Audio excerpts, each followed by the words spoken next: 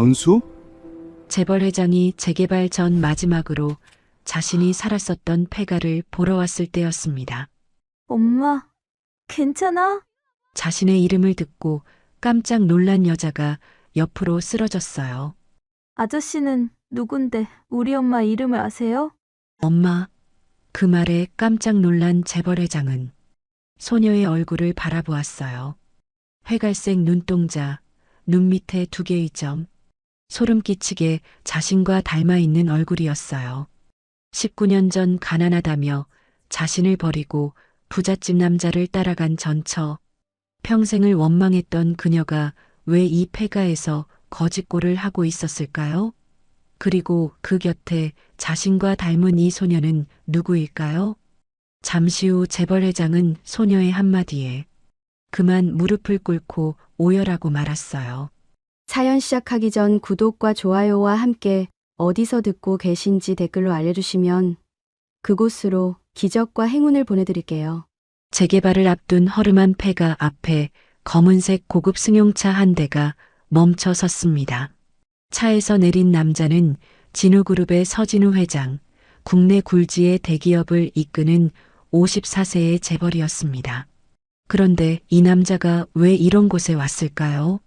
진우는 무너져 내린 담장 너머로 폐가를 바라보았습니다. 지붕은 반쯤 내려앉았고 벽에는 금이 가득했으며 잡초가 마당을 뒤덮고 있었죠. 하지만 진우의 눈에는 이곳이 달라 보였습니다. 19년 전 이곳은 그의 신혼집이었거든요. 가난했지만 행복했던 시절, 사랑하는 아내와 오순도순 살았던 바로 그 집이었습니다. 재개발로 곧 철거된다는 소식을 듣고 마지막으로 한 번만 보고 싶었던 겁니다. 진우는 천천히 대문 쪽으로 걸어갔습니다. 녹슨 철문을 밀자 삐걱거리는 소리가 났고 그는 조심스럽게 안으로 들어섰습니다.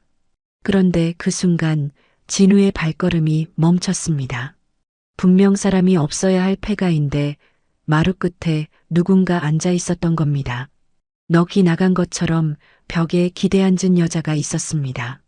머리카락은 헝클어져 얼굴을 반쯤 가렸고 몸은 바싹 말라 있었으며 낡은 옷은 여기저기 해져 있었습니다. 진우는 눈을 의심했습니다. 저게 사람인가 유령인가? 바로 그때 어디선가 다급한 발소리가 들려왔습니다. 엄마, 괜찮아? 엄마. 숨을 헐떡이며 달려온 건 20살이 채 안 되어 보이는 소녀였습니다. 소녀는 허겁지겁 여자에게 달려가 부축했고 품에서 흡입기를 꺼내 여자의 입에 대주었습니다. 여자가 크게 기침을 하더니 겨우 숨을 고르기 시작했습니다. 진우는 멍하니 그 장면을 지켜보았습니다. 그러다 소녀가 고개를 돌려 진우를 바라보았는데 바로 그 순간이었습니다. 진우의 심장이 멎는 것 같았습니다. 소녀의 눈동자가 햇빛에 비쳤는데 그 색이 너무나 익숙했던 겁니다. 검은색도 갈색도 아닌 희귀한 회갈색빛 눈동자. 그리고 눈 밑에 나란히 찍힌 점 2개. 진우는 자신의 얼굴을 떠올렸습니다. 매일 거울에서 보는 자신의 눈동자, 자신의 눈 밑에 있는 점 2개.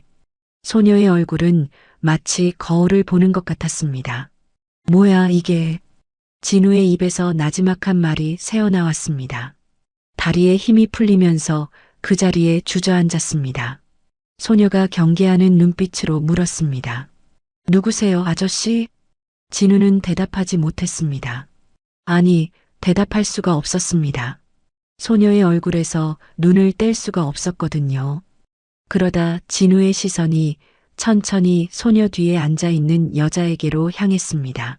아까는 헝클어진 머리카락에 가려서 제대로 보지 못했는데 이제야 얼굴이 보였습니다. 늙고 초췌하게 변해 있었지만 그 얼굴을 모를 리가 없었습니다. 은수, 19년 전 자신을 버리고 떠났던 아내였습니다. 진우의 머릿속에서 19년 전 그날 밤이 떠올랐습니다. 은수가 짐을 싸며 했던 말이 귓가에 생생하게 울렸습니다. 다른 남자가 생겼어. 그 말을 듣는 순간 진우는 자신의 귀를 의심했었습니다. 가난하지만 그렇게 행복하게 살았는데 어떻게 이런 말을 할 수 있냐고 물었습니다. 그랬더니 은수가 내뱉은 말은 더욱 충격적이었습니다. 솔직히 말할게. 나 이 가난이 지긋지긋해. 그때 진우의 회사는 부도 위기에 처해 있었습니다. 밤잠을 설쳐가며 회사를 살리려고 발버둥 치고 있었는데 사랑하는 아내의 입에서 그런 말이 나왔던 겁니다. 비수가 가슴에 꽂히는 것 같았습니다. 은수야, 지금 무슨 소리야? 진우가 떨리는 목소리로 물었지만 은수는 대답하지 않았습니다. 뒤도 돌아보지 않고 문을 나섰고 그것이 마지막이었습니다. 그날 이후 진우는 은수를 찾지 않았습니다. 아니, 찾고 싶지 않았습니다. 배신당한 분노와 상처가 너무 컸거든요. 그래서 19년을 그렇게 원망하며 살았습니다. 그런데 지금 눈앞에 은수가 있었습니다. 다른 남자와 잘 살고 있을 줄 알았는데 폐가에서 넋이 나간 채 앉아 있었습니다. 그것도 자신을 쏙 빼닮은 소녀와 함께. 진우의 눈에서 소리 없이 눈물이 흘러내렸습니다. 저 아이는 대체 누구인가? 왜 자신을 이토록 닮았는가? 설마. 진우의 머릿속이 혼란으로 가득 찼습니다. 19년간 믿어왔던 모든 것이 흔들리기 시작했습니다. 하지만 이때까지만 해도 진우는 몰랐습니다. 자신이 19년 동안 얼마나 큰 오해 속에 살아왔는지, 그리고 은수가 왜 그런 끔찍한 말을 하고 떠나야만 했는지. 진우는 지금 자신이 알지 못했던 진실 눈앞에 다가왔음을 직감했습니다. 진우는 그 자리에서 한동안 움직일 수가 없었습니다. 눈앞에 있는 은수는 19년 전 그 모습이 아니었습니다. 꽃처럼 고왔던 얼굴은 주름이 가득했고 비단결 같았던 머리카락은 푸석푸석하게 새어 있었으며 맑았던 눈빛은 초점을 잃고 멍하니 허공을 바라보고 있었습니다. 다른 남자와 떠나서 호강하며 살 줄 알았는데 어째서 이 꼴이 된 걸까요? 진우는 이해할 수가 없었습니다. 가난이 지긋지긋하다며 떠난 여자가 왜 이곳에 있는 건지 도무지 앞뒤가 맞지 않았거든요. 그때 소녀가 날카로운 목소리로 다시 물었습니다. 아저씨, 대체 누구세요? 소녀의 눈빛에는 경계심이 가득했습니다. 낯선 남자가 자신의 엄마를 뚫어지게 쳐다보고 있으니 당연한 반응이었죠. 하지만 진우는 그 눈빛조차 익숙했습니다. 화가 나면 눈을 똑바로 쳐다보며 따지던 젊은 시절 자신의 모습과 너무나 닮아 있었거든요. 진우는 겨우 정신을 차리고 자리에서 일어났습니다. 휘청거리는 다리를 붙잡으며 한 발 뒤로 물러섰습니다. 아니, 잘못 들어왔네요. 죄송합니다. 진우는 그렇게 말하고 황급히 폐가를 빠져나왔습니다. 차에 올라타자마자 운전기사에게 출발하라고 했고 차가 움직이기 시작했습니다. 하지만 진우의 머릿속에서는 방금 본 장면이 계속 맴돌았습니다. 은수의 초췌한 얼굴, 그리고 자신을 빼닮은 소녀의 얼굴이 눈앞에 아른거렸습니다. 혹시 저 아이가 내 아이인 건가? 그 생각이 떠오르자 진우의 가슴이 쿵쾅거리기 시작했습니다. 하지만 곧 고개를 저었습니다. 그럴 리가 없다고. 은수는 다른 남자와 떠났으니 저건 그 남자의 아이일 거라고 스스로를 다독였습니다. 그런데 아무리 생각해도 이상했습니다. 저렇게 닮을 수가 있나요? 눈동자 색깔, 눈 밑의 점, 심지어 눈빛까지. 우연치고는 너무나 똑같았습니다. 진우는 주머니에서 휴대폰을 꺼내 최 비서에게 전화를 걸었습니다. 지금 당장 조사해야 할 게 있어. 진우는 방금 본 여자와 소녀에 대해 설명했습니다. 폐가 주소를 알려주며 그곳에 사는 사람들의 신원을 파악하라고 지시했습니다. 전화를 끊고 나서 진우는 창밖을 멍하니 바라보았습니다. 고급 빌딩들이 스쳐 지나갔지만 그의 눈에는 아무것도 들어오지 않았습니다. 머릿속은 온통 19년 전 그날 밤 생각뿐이었습니다. 그날 은수가 짐을 싸기 시작했을 때 진우는 처음에는 농담인 줄 알았습니다. 아무리 회사가 어려워도 부부가 함께 버티면 된다고 생각했거든요. 그래서 웃으면서 물었습니다. 은수야, 뭐 하는 거야? 짐 정리하는 거야? 그런데 은수가 돌아보며 한 말에 진우는 얼어붙었습니다. 다른 남자가 생겼어. 진우는 자신의 귀를 의심했습니다. 뭐라고? 지금 뭐라고 했어? 진우가 되물었지만 은수는 표정 하나 변하지 않고 담담하게 대답했습니다. 솔직히 말할게. 나 이 가난이 지긋지긋해. 그 순간 진우의 머릿속이 새하얘졌습니다. 귀에서 윙윙거리는 소리가 났고 심장이 조여드는 것 같았습니다. 은수야, 지금 무슨 소리야? 우리가 얼마나 힘들게 여기까지 왔는데. 진우가 떨리는 목소리로 말했지만 은수는 짐을 싸는 손을 멈추지 않았습니다. 마치 이미 모든 것을 결심한 사람처럼 차갑고 단호했습니다. 당신 회사 망하게 생겼잖아. 나는 그 꼴 못 봐. 은수가 마지막으로 그 말을 내뱉고 문을 향해 걸어갔습니다. 진우는 다급하게 은수의 팔을 잡았습니다. 은수야, 제발. 지금 나가면 안 돼. 내가 어떻게든 해볼 테니까. 하지만 은수는 진우의 손을 뿌리쳤습니다. 차갑게 아무런 미련도 없다는 듯이. 그리고 뒤도 돌아보지 않고 문을 나섰습니다. 그것이 마지막이었습니다. 진우는 그날 밤 빈집에 홀로 앉아 밤새 울었습니다. 세상이 무너지는 것 같았습니다. 사랑하는 아내에게 배신당했다는 사실이, 가장 힘든 순간에 버림받았다는 사실이 너무나 참혹했습니다. 그래서 진우는 은수를 찾지 않았습니다. 찾고 싶지도 않았습니다. 원망과 분노를 사귀며 이를 악물고 회사를 살리기 위해 매달렸고 결국 재벌이 되었습니다. 하지만 19년 동안 단 하루도 그 상처를 잊은 적이 없었습니다. 진우는 깊은 한숨을 내쉬었습니다. 19년을 그렇게 원망하며 살았는데 오늘 본 은수는 왜 그 모양이었을까요? 다른 남자와 떠나서 잘 살고 있어야 하는 거 아닌가요?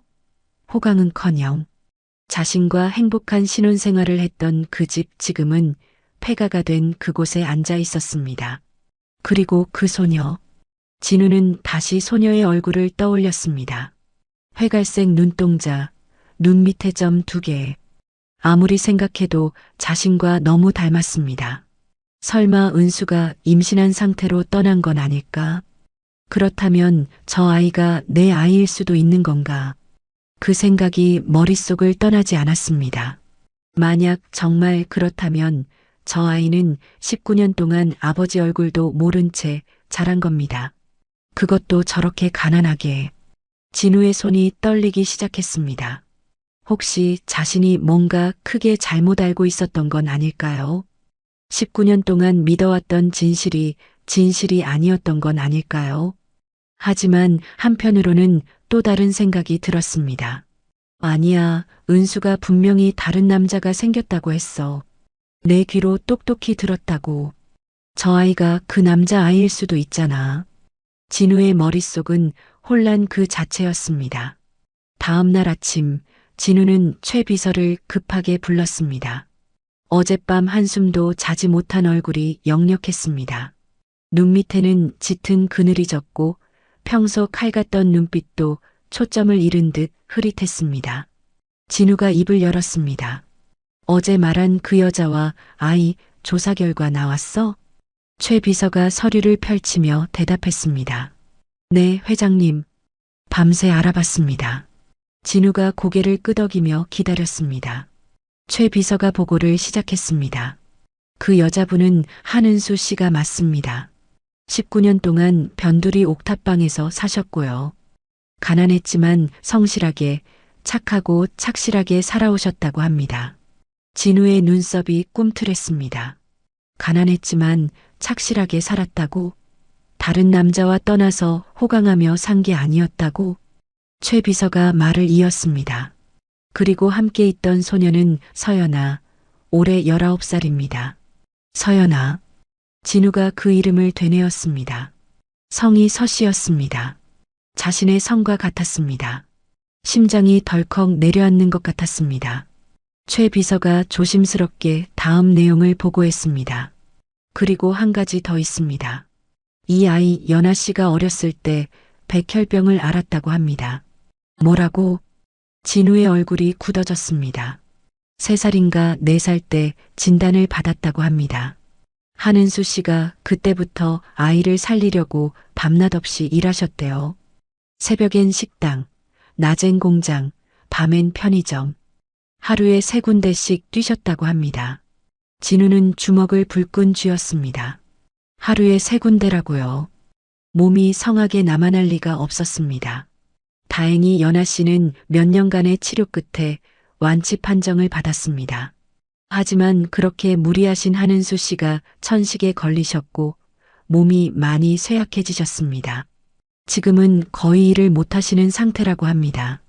최 비서의 말이 끝나기 무섭게 진우가 물었습니다. 그래서 지금은 누가 생계를 유지해? 최 비서가 잠시 머뭇거리다가 대답했습니다. 연아 씨가 하고 있습니다. 고등학교도 못 가고 식당에서 아르바이트를 하면서요. 자기 때문에 아프게 된 엄마를 위해 혼자 돈을 벌고 틈틈이 검정고시를 준비하고 있다고 합니다. 진우는 눈을 감았습니다. 19살짜리 아이가 학교도 못 가고 엄마 약값을 벌고 있다니 가슴이 찢어지는 것 같았습니다. 그런데 회장님, 최 비서가 조심스럽게 말을 꺼냈습니다. 이상한 게 있습니다. 19년 동안 한은수 씨 곁에 남자가 없었습니다. 혼자 아이를 키우셨습니다. 뭐라고? 진우의 눈이 번뜩 떠졌습니다. 분명 다른 남자와 떠났는데, 가난이 지긋지긋하다며 떠났는데 왜 더 가난하게 혼자 살았어? 진우가 벌떡 자리에서 일어났습니다. 앞뒤가 맞지 않았습니다. 뭔가 크게 잘못됐습니다. 당장 더 조사해. 은수가 19년 전에 무슨 사고를 당했는지, 왜 기억을 잃었는지 전부 다 알아내. 알겠습니다, 회장님. 그리고 그 아이 연아 건강 상태도 확인해. 완치됐다고 해도 재발할 수 있으니까. 네, 바로 알아보겠습니다. 최 비서가 나가고 진우는 창가에 서서 한참을 생각에 잠겼습니다. 그때 진우의 휴대폰이 울렸습니다. 최 비서였습니다. 회장님, 지금 연아 씨가 집 근처 약국에 있습니다. 혹시 확인해 보시겠습니까? 진우는 대답도 하지 않고 차 키를 집어들었습니다. 얼마 후 진우는 낡은 건물 골목에 차를 세웠습니다. 약국 앞이 보이는 곳이었습니다. 진우가 차 안에서 지켜보는데 약국 안에 연아가 보였습니다. 카운터 앞에 서서 약사에게 뭔가 사정하고 있었습니다. 진우는 차에서 내려 조심스럽게 약국 쪽으로 다가갔습니다. 유리문 너머로 연아의 목소리가 희미하게 들려왔습니다. 저기 외상으로 안 될까요? 엄마 약이 떨어졌는데 급해서요. 다음 주에 알바비 들어오면 바로 갚을게요. 연아의 목소리가 떨리고 있었습니다. 고개를 숙인 채 간절하게 부탁하고 있었습니다. 하지만 약사는 난처해하며 짜증이 난 표정으로 고개를 저었습니다. 미안한데 그건 좀 어려워요. 규정상 안 돼요. 연아가 한참 서 있다가 힘없이 대답했습니다. 제발 한 번만요. 연아가 고개를 푹 숙인 채 약국 문을 열고 나왔습니다. 진우는 얼른 골목 뒤로 몸을 숨겼습니다. 그런데 그 순간 진우의 눈에 연아의 손이 들어왔습니다. 햇빛에 비친 연아의 손등은 갈라지고 터져 있었습니다. 식당 불판을 닦느라 그렇게 된 것이 분명했습니다. 진우의 가슴이 쿵 내려앉았습니다. 19살짜리 아이의 손이 저렇게 될 때까지 일을 했다니. 연아가 터벅터벅 골목을 걸어갔습니다. 어깨가 축 처져 있었습니다. 그 뒷모습이 너무나 쓸쓸해 보였습니다. 진우는 주먹을 꽉 쥐었습니다. 눈시울이 뜨거워졌습니다. 저 아이가 내 딸이야. 이제는 확신이 들었습니다. 은수가 왜 떠났는지는 아직 모르겠지만 저 아이가 자기 피부치라는 건 틀림없었습니다. 진우는 휴대폰을 꺼내 최 비서에게 전화했습니다. 지금 당장 천식약 준비해. 최고급으로. 그리고 쌀, 반찬, 생필품도. 알겠습니다, 회장님. 그런데 어떻게 전달할까요? 진우가 잠시 생각하다가 대답했습니다. 내가 직접 가겠어. 신분을 숨기고. 회장님이 직접요? 최 비서가 놀란 목소리로 되물었습니다. 그래. 사회복지사 신분으로 접근하면 자연스럽겠지. 정부 지원 대상자라고 하면 의심하지 않을 테니까. 그리고 이건 절대 비밀이야. 누구도 알아선 안 돼. 알겠습니다. 바로 준비하겠습니다. 전화를 끊고 진우는 연아가 사라진 골목을 바라보았습니다. 솔직히 무서웠습니다. 만약 저 아이 앞에 서면 어떤 표정을 지어야 할까요? 갑자기 나타난 낯선 아저씨를 경계하면 어떡할까요? 버림받았다고 생각하면 어떡할까요? 하지만 그래도 가야 했습니다. 저 아이가 보고 싶었습니다. 걱정됐습니다. 거절당하더라도 일단 가까이에서 지켜봐주고 싶었습니다. 진우는 깊게 숨을 들이쉬었습니다. 은수야, 연아야. 내가 갈게. 이제부터라도 지켜줄게. 그렇게 진우는 사회복지사 신분으로 모녀에게 다가가기로 결심했습니다. 그런데 이때 진우는 몰랐습니다. 자신의 이 행동을 누군가가 이미 눈치채고 있다는 사실을요. 그리고 그 사람이 19년 전 모든 비극의 시작점에 있었다는 것을요. 며칠 후 진우는 평소와 전혀 다른 차림으로 집을 나섰습니다. 고급 양복 대신 평범한 점퍼를 입었고 운전기사가 모는 고급 승용차 대신 낡은 중고차를 직접 몰았습니다. 손에는 사회복지사 명찰이 들려 있었습니다. 조수석에는 쌀 한 포대와 라면, 박스, 생필품이 가득 담긴 종이 가방이 놓여 있었습니다. 그리고 그 안에는 양갱 한 봉지가 슬쩍 끼워져 있었습니다. 19년 전 은수가 그토록 좋아하던 간식이었습니다. 진우는 옥탑방이 있는 낡은 빌라 앞에 차를 세웠습니다. 건물을 올려다보니 가슴이 답답해졌습니다. 외벽은 금이 가 있었고 계단은 녹슬어 있었으며 어디서 물이 새는지 벽 한쪽이 축축하게 젖어 있었습니다. 이런 곳에서 19년을 살았다니. 진우는 떨리는 다리를 이끌고 계단을 올랐습니다. 한층 한층 오를 때마다 심장이 더 빨리 뛰었습니다. 옥탑방 문 앞에 섰을 때는 손이 떨려서 초인종을 누르기가 힘들었습니다. 잠시 후 문이 열렸습니다. 문을 연 건 연아였습니다. 진우를 보더니 경계하는 눈빛으로 물었습니다. 누구세요? 진우가 터져나오는 눈물을 참으며 간신히 미소를 지으며 대답했습니다. 안녕하세요. 구청 사회복지과에서 나왔습니다. 이번에 정부 지원 대상자로 선정되셔서요.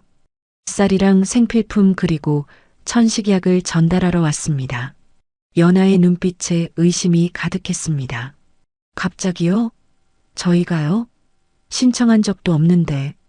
요즘 저소득층 가구 전수 조사를 하고 있거든요. 자동으로 선정되는 경우도 있습니다. 진우가 최대한 자연스럽게 대답했습니다. 하지만 연아는 여전히 미심쩍은 표정이었습니다. 그때 안쪽에서 은수의 목소리가 들려왔습니다. 연아야, 누구니? 구청에서 왔대요, 엄마. 잠시 후 은수가 느릿느릿 문 쪽으로 걸어왔습니다. 진우의 심장이 멎는 것 같았습니다. 19년 만에 이렇게 가까이서 은수의 얼굴을 마주하는 겁니다. 은수는 예전보다 많이 늙고 야위어 있었습니다. 하지만 그 눈매, 그 입술선, 웃을 때 살짝 올라가는 입꼬리는 19년 전 그대로였습니다. 은수가 진우를 바라보았습니다. 멍한 눈빛이었지만 어딘가 따뜻한 기운이 느껴졌습니다. 어머, 그래요? 이런 데까지 직접 오시느라 수고하셨네요. 은수가 환하게 웃었습니다. 그 미소를 보는 순간 진우의 눈시울이 뜨거워졌습니다. 19년 전 그렇게 사랑했던 아내의 미소였습니다. 은수가 연아에게 말했습니다. 연아야, 고마운 분이시네. 어서 들어오시라고 해. 연아가 엄마의 반응에 조금 놀란 것 같았습니다. 엄마가 낯선 사람을 저렇게 반기는 경우가 드물었거든요. 하지만 엄마가 좋아하니 자신도 경계를 풀었습니다. 아, 네. 들어오세요. 진우는 떨리는 발걸음으로 옥탑방 안으로 들어섰습니다. 방은 좁고 낡았습니다. 벽에는 군데군데 곰팡이가 피어 있었고 창문 틈으로는 바람이 새어 들어왔습니다. 하지만 구석구석 정갈하게 정리되어 있었습니다. 작은 화분에는 정성스럽게 키운 꽃이 피어 있었고 낡은 가구들도 깨끗하게 닦여 있었습니다. 가난하지만 따뜻하게 살려고 애쓴 흔적이 역력했습니다. 진우는 가져온 쌀과 생필품을 내려놓았습니다. 그러면서 자연스럽게 주위를 둘러보았습니다. 그때 작은 책상 위에 놓인 낡은 책이 눈에 들어왔습니다. 검정고시 수험서였습니다. 책 모서리가 닳아 너덜너덜해질 때까지 공부한 흔적이 보였습니다. 연아가 책상 앞에 앉아 뭔가를 적기 시작했습니다. 진우는 무심한 척 그 모습을 지켜보았습니다. 그런데 그 순간 진우의 눈이 커졌습니다. 연아가 왼손으로 펜을 쥐고 있었습니다. 왼손잡이였습니다. 진우 자신과 똑같았습니다. 진우는 시선을 거두지 못했습니다. 연아가 글씨를 쓰다가 잠시 멈추더니 입술을 톡톡 두드렸습니다.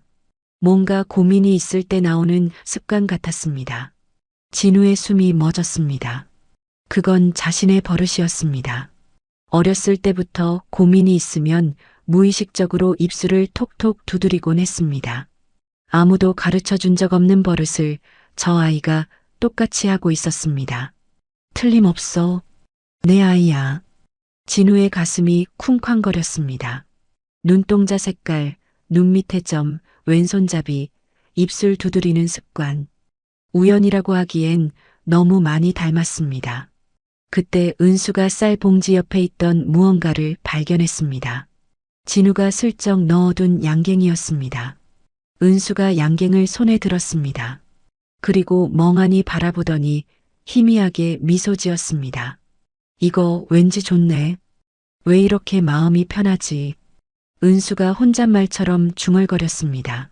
진우는 울컥했습니다. 기억은 없어도 몸이 기억하는 걸까요?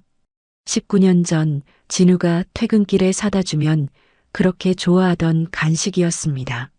진우는 겨우 감정을 추스르며 인사했습니다. 그럼 저는 이만 가보겠습니다. 필요한 거 있으시면 구청으로 연락 주세요. 감사합니다. 정말 고마워요. 은수가 진심으로 고마워하며 인사했습니다. 연아도 어색하게나마 고개를 숙였습니다. 진우는 문을 나서며 한 번 더 뒤를 돌아보았습니다. 좁은 옥탑방에서 양갱을 손에 쥔 채 웃고 있는 은수와 책상 앞에 앉아 왼손으로 공부하는 연아. 그 모습이 눈에 박혔습니다. 계단을 내려오던 진우는 중간에 걸음을 멈췄습니다. 더 이상 참을 수가 없었습니다. 벽에 손을 짚고 고개를 숙였습니다. 어깨가 미세하게 떨리기 시작했습니다. 19년이었습니다. 19년 동안 원망만 하며 살았습니다. 은수가 자신을 버렸다고, 배신했다고 이를 갈며 살았습니다. 그런데 그 19년 동안 은수는 아이가 백혈병에 걸려 하루에 3군데씩 일하며 버텼고 결국 몸이 망가져 쓰러졌습니다. 그리고 연아는 자기 때문에 아프게 된 엄마를 간호하며 학교도 포기하고 알바를 뛰고 밤에는 혼자 검정고시 공부를 하며 버티고 있었습니다. 진우의 눈에서 뜨거운 눈물이 흘러내렸습니다. 그날 밤 진우는 서재에 홀로 앉아 술을 마셨습니다. 테이블 위에는 위스키 병이 놓여 있었고 손에는 반쯤 비워진 잔이 들려 있었습니다. 하지만 술이 목으로 넘어가지 않았습니다. 자꾸만 낮에 본 장면들이 떠올랐습니다. 갈라지고 터진 연하의 손등, 너덜너덜해진 검정고시 수험서, 왼손으로 펜을 쥐고 입술을 톡톡 두드리던 모습, 그리고 양갱을 손에 들고 왠지 마음이 편하다며 웃던 은수의 얼굴. 진우의 손에서 잔이 떨어졌습니다. 카펫 위로 술이 쏟아졌지만 신경 쓸 겨를이 없었습니다. 내가 뭘 한 거야? 진우가 떨리는 목소리로 중얼거렸습니다. 19년 동안 대체 뭘 한 거야? 진우는 테이블에 엎드렸습니다. 어깨가 들썩이며 오열이 터져 나왔습니다. 자신이 원망하며 살았던 19년 동안 은수와 연하는 지옥 같은 시간을 보내고 있었습니다. 아이는 백혈병과 싸웠고 엄마는 그 아이를 살리려고 몸을 망쳤고 이제는 19살짜리 딸이 아픈 엄마를 돌보며 혼자 세상과 싸우고 있었습니다. 그런데 자신은 뭘 했습니까? 재벌이 되어 호화로운 집에서 살면서 배신당했다는 분노에만 사로잡혀 그들을 찾지도 않았습니다. 미안해. 은수야, 연아야. 정말 미안해.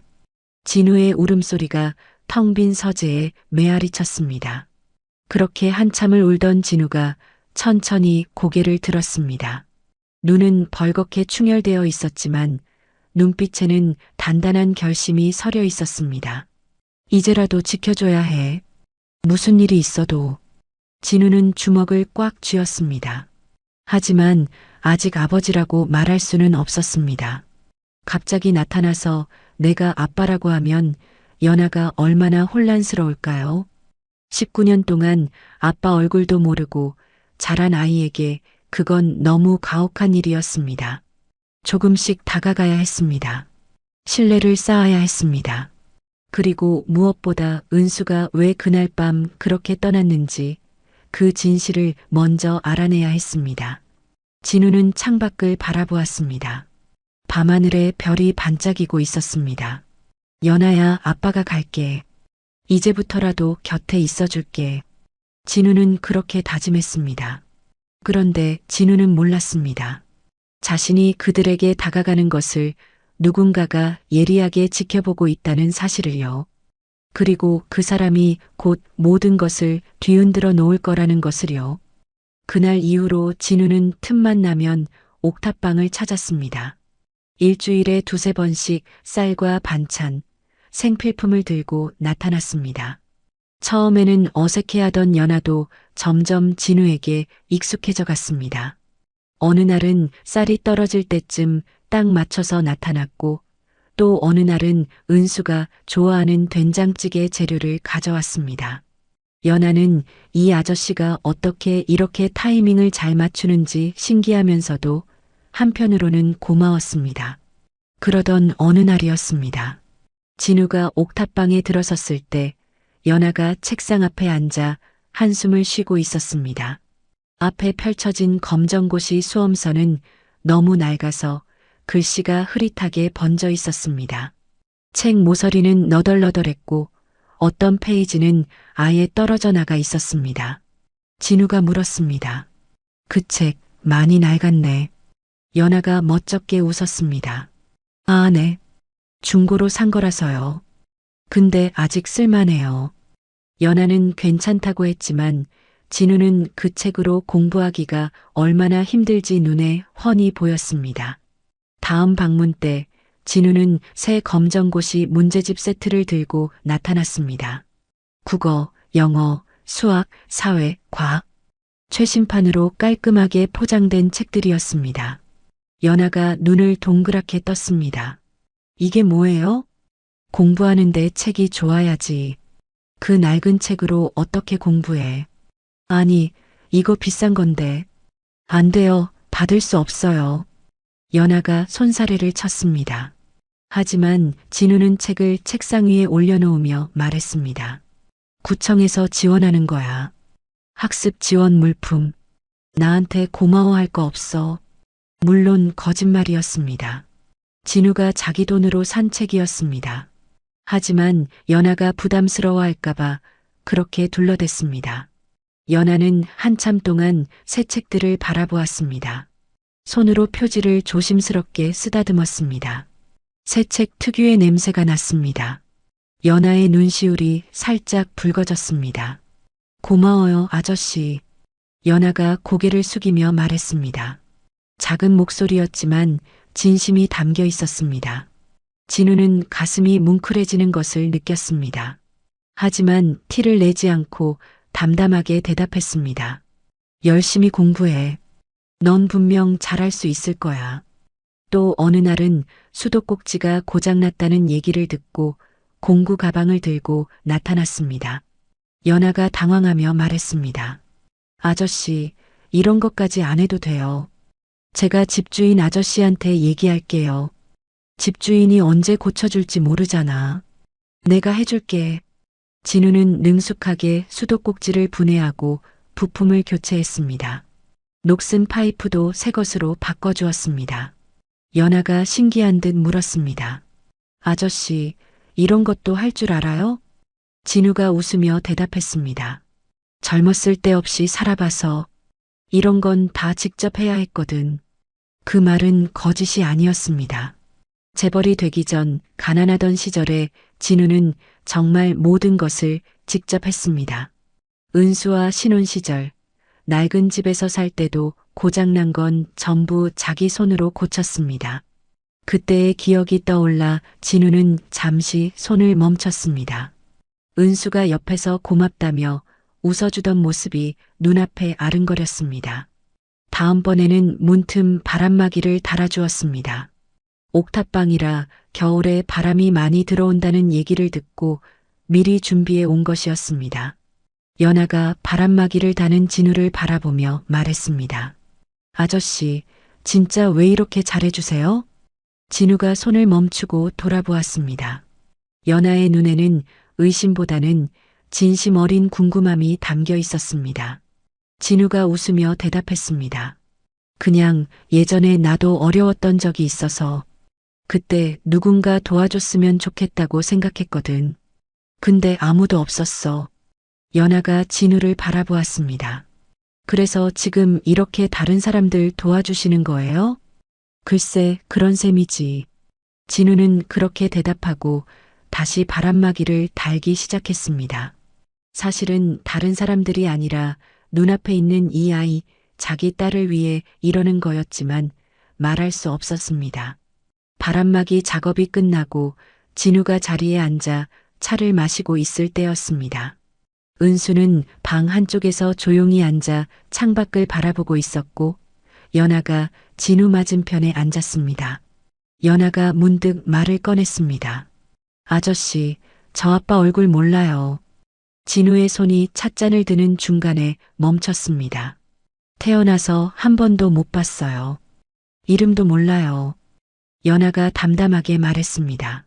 하지만 그 담담함 속에 오랜 세월의 그리움이 묻어 있었습니다. 진우는 아무 말도 하지 못했습니다. 가슴이 조여들었습니다. 연하가 말을 이었습니다. 근데 엄마가 그러셨어요. 내 아빠는 세상에서 제일 멋진 사람이었다고. 뭐라고? 진우가 나도 모르게 되물었습니다. 연하가 고개를 끄덕였습니다. 엄마가 맨날 그러셨어요. 내 아빠는 햇살 같은 영웅이었다고. 세상에서 제일 멋지고 따뜻한 사람이었다고. 진우의 심장이 멎는 것 같았습니다. 자신을 버리고 떠났다던 여자가 아이에게 그렇게 말했다고요? 연하가 조용히 덧붙였습니다. 엄마는 기억이 거의 없으시잖아요. 아빠 얼굴도 이름도 기억 못하세요. 연하가 잠시 말을 멈췄다가 다시 이었습니다. 근데 엄마가 그러셨어요. 아빠 생각만 하면 마음이 따뜻해진대요. 기억은 없는데 가슴이 포근해진대요. 그러니까 분명한 거래요. 아빠가 정말 좋은 사람이었다는 거. 진우는 숨을 쉴 수가 없었습니다. 은수가 기억도 없으면서 자신을 그렇게 말했다니. 가슴이 따뜻해진다고, 그러니까 분명히 좋은 사람이었다고. 연하가 진우를 바라보며 말했습니다. 저도 그래서 아빠를 원망 안 해요. 무슨 사정이 있었겠죠. 엄마가 저렇게 말씀하시는데 나쁜 사람일 리가 없잖아요. 진우의 눈시울이 뜨거워졌습니다. 목구멍에 무언가가 걸린 것처럼 말이 나오지 않았습니다. 말하고 싶었습니다. 내가 아빠라고, 내 아빠가 여기 있다고. 하지만 입을 열 수가 없었습니다. 19년 동안 찾지 않았던 아버지. 엄마가 백혈병에 걸린 딸을 살리려고 몸을 망가뜨리는 동안 어디서 뭘 하고 있었는지도 모르는 아버지. 그런 아버지가 갑자기 나타나서 내가 아빠라고 하면 이 아이가 얼마나 혼란스러울까요? 어쩌면 원망할 수도 있습니다. 왜 이제야 나타났냐고, 그동안 어디 있었냐고. 진우는 그게 무서웠습니다. 이 아이에게 상처를 주는 게 무서웠습니다. 진우가 억지로 미소를 지으며 말했습니다. 그래, 내 아빠는 분명 좋은 사람이었을 거야. 엄마 말이 맞아. 연아가 고개를 끄덕였습니다. 네, 저도 그렇게 믿어요. 진우는 더 이상 버틸 수가 없었습니다. 자리에서 일어나며 말했습니다. 오늘은 이만 갈게. 다음에 또 올게. 네, 아저씨. 오늘도 감사해요. 연아가 밝게 인사했습니다. 진우는 문을 열고 나왔습니다.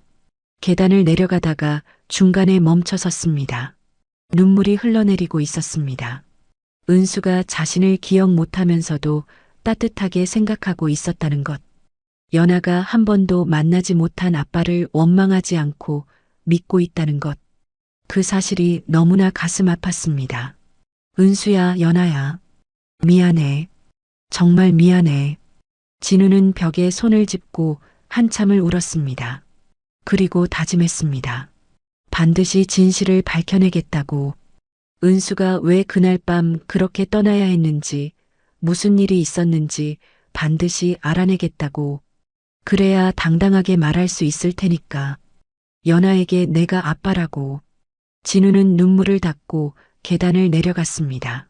그런데 바로 그 시각 멀지 않은 곳에서 한 여자가 진우를 지켜보고 있었습니다. 선글라스 너머로 차갑게 빛나는 눈. 입가에는 싸늘한 미소가 걸려 있었습니다. 박혜란이었습니다. 저 남자가 요즘 왜 이러나 했더니 혜란이 중얼거렸습니다. 전현이 살아있었어. 혜란의 눈빛이 날카롭게 빛났습니다. 19년 전 분명히 죽은 줄 알았던 여자가 살아있었습니다. 게다가 딸까지 있었습니다. 남편을 쏙 빼닮은 딸이. 혜란은 휴대폰을 꺼내 어딘가에 전화를 걸었습니다. 나야. 조사할 게 있어. 서연아라는 애. 전부 다 알아내.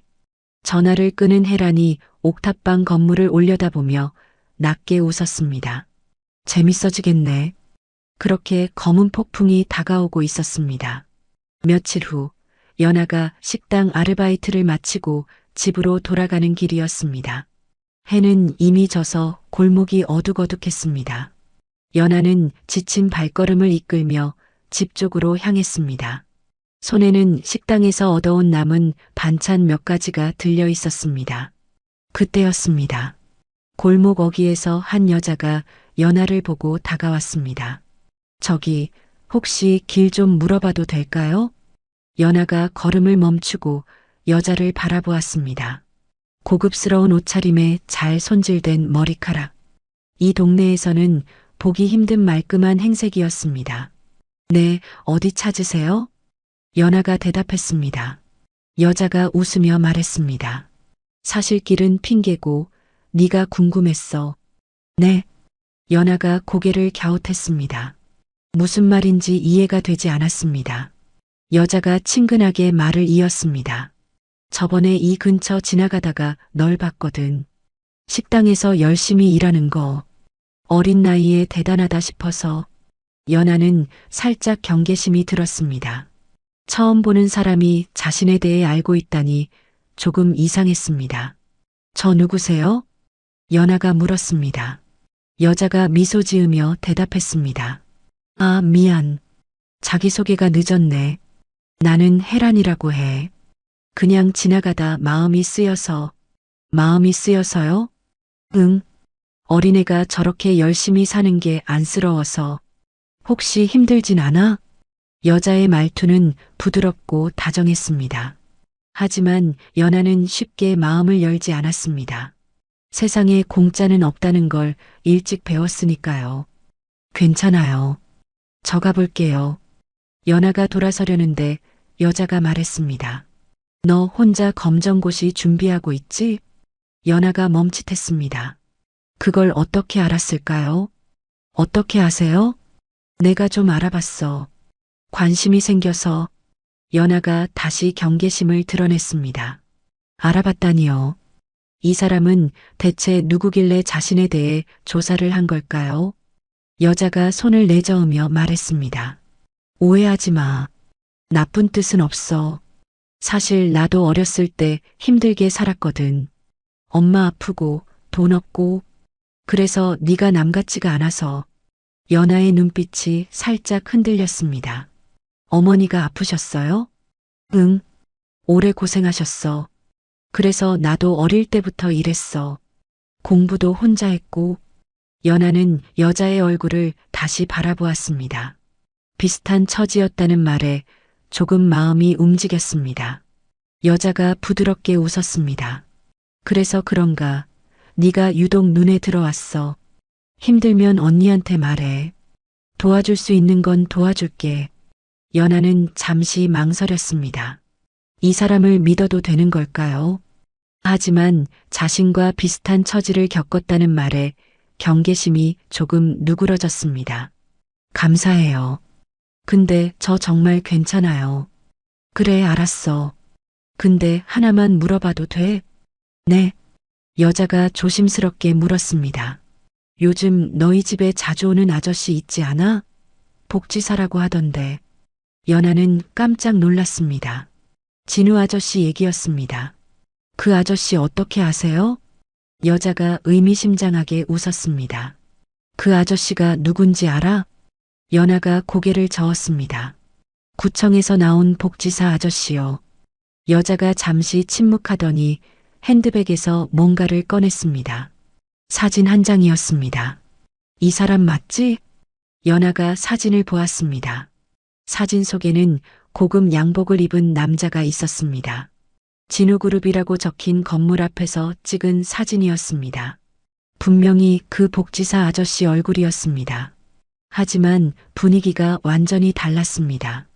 평범한 점퍼를 입고 나타나던 그 아저씨가 아니었습니다. 이게 무슨... 연하가 당황하며 물었습니다. 여자가 사진을 가리키며 말했습니다. 이 사람 서진우야. 진우그룹 회장. 뭐라고요? 연하의 눈이 커졌습니다. 국내 굴지의 대기업 회장이야. 재산이 몇 조 원인 사람. 연하는 믿을 수가 없었습니다. 그 평범해 보이던 아저씨가 재벌 회장이라고요? 여자가 말을 이었습니다. 그리고 이 사람, 너희 엄마 전 남편이야. 네. 연하의 머릿속이 하얘졌습니다. 전 남편이라고요? 그 말은 그 아저씨가 자신의 아버지라는 뜻인가요? 여자가 연하의 반응을 살피며 천천히 말했습니다. 19년 전에 너희 엄마를 버리고 떠났어. 그리고 재벌이 됐지. 버리고 떠났다고요? 연하의 목소리가 떨렸습니다. 응. 너희 엄마가 임신한 거 알면서 버렸어. 가난한 게 싫었나 봐. 더 좋은 여자 만나서 재벌 됐고. 연하는 아무 말도 할 수 없었습니다. 머릿속이 복잡하게 얽혔습니다. 엄마는 아빠가 세상에서 제일 멋진 사람이라고 했습니다. 햇살 같은 영웅이라고 했습니다. 그래서 연하도 아빠를 원망하지 않았습니다. 무슨 사정이 있었겠거니 했습니다. 그런데 그 아빠가 자신들을 버렸다고요? 엄마가 임신한 걸 알면서? 그리고 그 아빠가 복지사인 척 자신들에게 접근한 거라고요? 여자가 말을 이었습니다. 그 사람이 지금 왜 너희한테 접근하는지 모르겠지만 난 걱정이 돼서 알려주는 거야. 속지 말라고. 연하의 눈에 눈물이 고였습니다. 배신감이 밀려왔습니다. 19년 동안 엄마는 혼자 자신을 키웠습니다. 백혈병에 걸린 자신을 살리려고 하루에 3군데씩 일하며 몸을 망가뜨렸습니다.